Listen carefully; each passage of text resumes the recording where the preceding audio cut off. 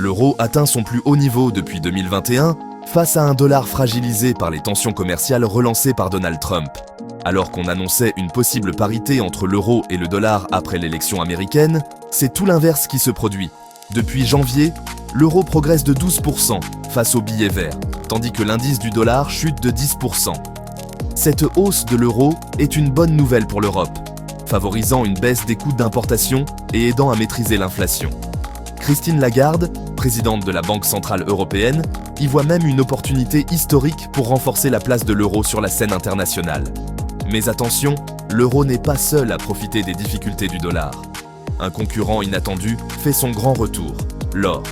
Considéré comme une valeur refuge en période d'incertitude, son cours a explosé de 80% en 3 ans, soutenu par les achats massifs des banques centrales. En 2024, le poids de l'or dans les réserves mondiales a même dépassé celui de l'euro, selon la Banque centrale européenne.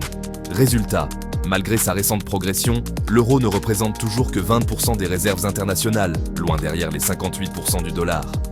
Pour devenir une véritable monnaie de réserve mondiale, l'euro devra donc non seulement rivaliser avec le dollar, mais aussi faire face à l'ascension spectaculaire de l'or. Abonnez-vous pour rester informé.